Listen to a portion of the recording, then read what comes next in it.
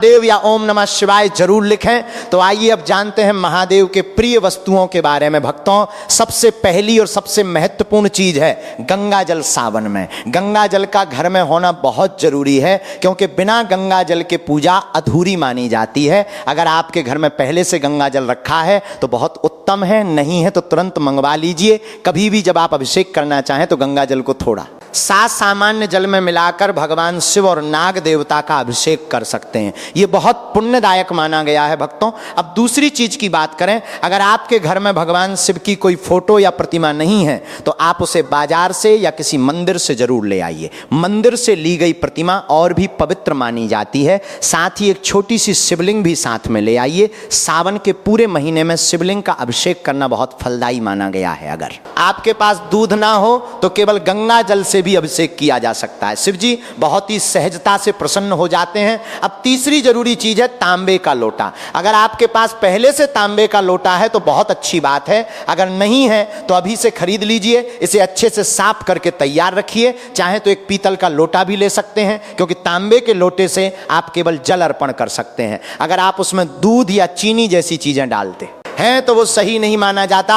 भगवान शिव के लिए चंदन या रोली जरूर खरीद लें। लाल चंदन भी ले सकते हैं पूजा सामग्री की दुकान पर, ये सारी चीजें मिल जाएंगी भक्तों। अगली चीज है महामृत्युंजय यंत्र। अगर आप अपने घर से वास्तु दोष को दूर करना चाहते हैं तो सावन आने से पहले या नाग पंचमी के दिन महामृत्युंजय यंत्र जरूर लाएं। आप चाहें तो इसे सावन के पहले सोमवार या नाग पंचमी पर भी ला सकते हैं। इसके बाद विधि पूर्वक भगवान शिव की पूजा करके इस यंत्र को घर में स्थापित करें। मान्यता है कि इससे न सिर्फ वास्तु दोष दूर होता है, बल्कि जीवन में आने वाली बड़ी बड़ी परेशानियां भी शांत हो जाती हैं। अगली चीज है चांदी के नंदी। अगर आप पैसों की कमी से परेशान हैं तो सावन शुरू होने से पहले या नाग पंचमी के दिन चांदी से बने नंदी को घर लाएं। सावन के किसी सोमवार या नाग पंचमी को नंदी को घर लाकर पूजा के बाद स्थापित करें। धार्मिक मान्यता है कि नंदी भगवान शिव के वाहन हैं और इन्हें घर में रखने से समृद्धि का मार्ग खुलता है। आप चाहें तो इस नंदी को अपनी तिजोरी या पूजा स्थान में भी रख सकते हैं।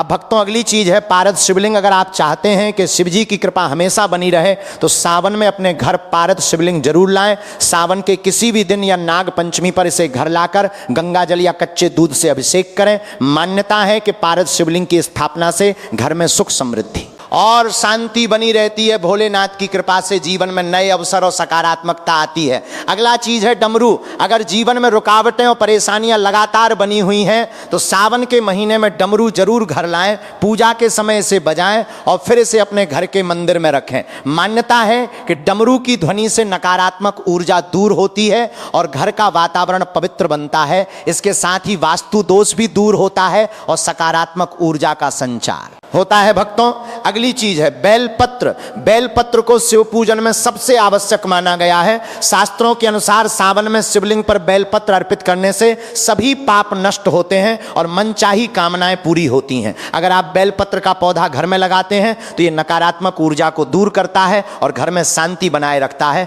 सावन शुरू होने से पहले या नाग पंचमी पर बेलपत्र घर में लाकर पूजन स्थल पर रखें। फिर देखिए शिव कृपा कैसे बरसती है।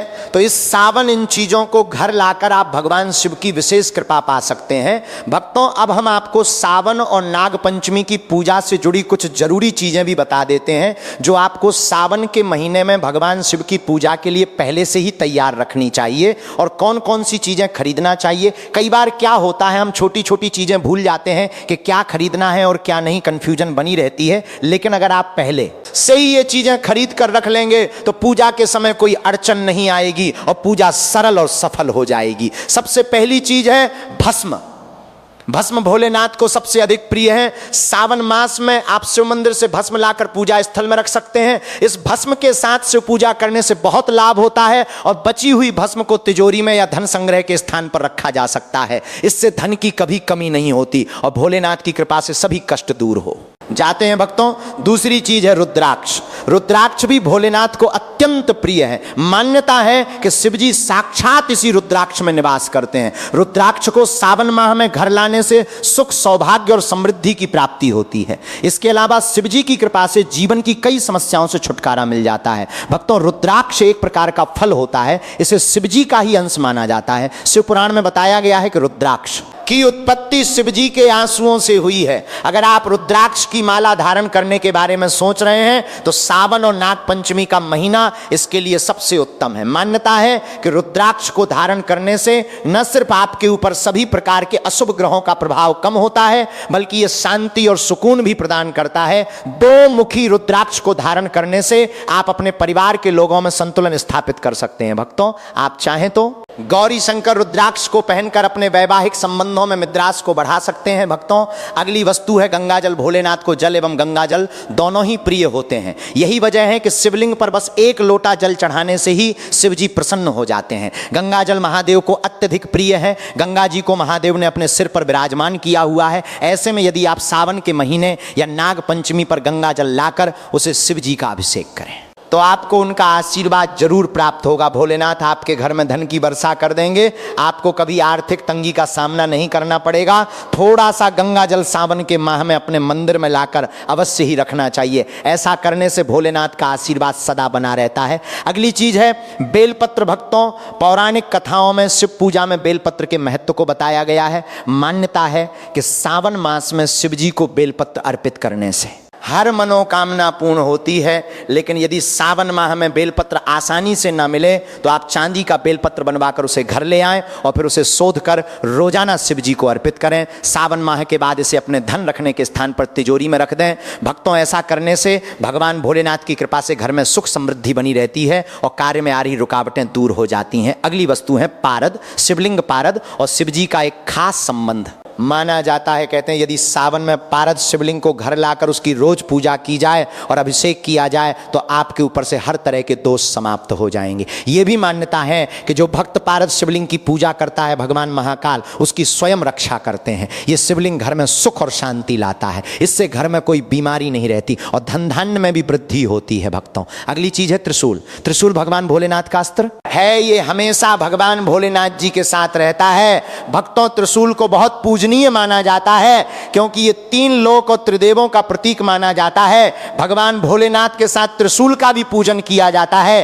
त्रिशूल का पूजन करने से नकारात्मक ऊर्जा का नाश होता है और शत्रुओं से लड़ने की ताकत भी मिलती है। सावन माह या नाग पंचमी पर तांबा, पीतल या फिर चांदी का एक त्रिशूल लाएं, उसे पवित्र करें और भोलेनाथ को अर्पित कर उसका पूजन करें। फिर इस त्रिशूल को अपने घर में रखें या आप अपने घर के आंगन में लगा सकते हैं या फिर अपने घर की छत पर भी लगा सकते हैं। इस तरह त्रिशूल रखने से भोलेनाथ की कृपा से घर में नकारात्मक ऊर्जा जो होती है वो नष्ट हो जाती है। घर में बुरी शक्तियों का प्रभाव कम हो जाता है। साथ ही शत्रुओं से लड़ने की भी शक्ति मिलती है। भक्तों, आप चाहें तो त्रिशूल का लॉकेट लाकर उसे भोलेनाथ को अर्पित करें और फिर उसे धारण करें। ऐसा करने से बुरी शक्ति और नकारात्मक शक्तियों से ये लॉकेट आपकी रक्षा करेगा। आपको किसी की बुरी नजर नहीं लगेगी। साथ ही शत्रुओं से लड़ने की भी शक्ति मिलेगी। भक्तों, अगली चीज है डमरू। शिव जी का डमरू और उसकी आवाज दोनों ही हिंदू धर्म में बेहद महत्वपूर्ण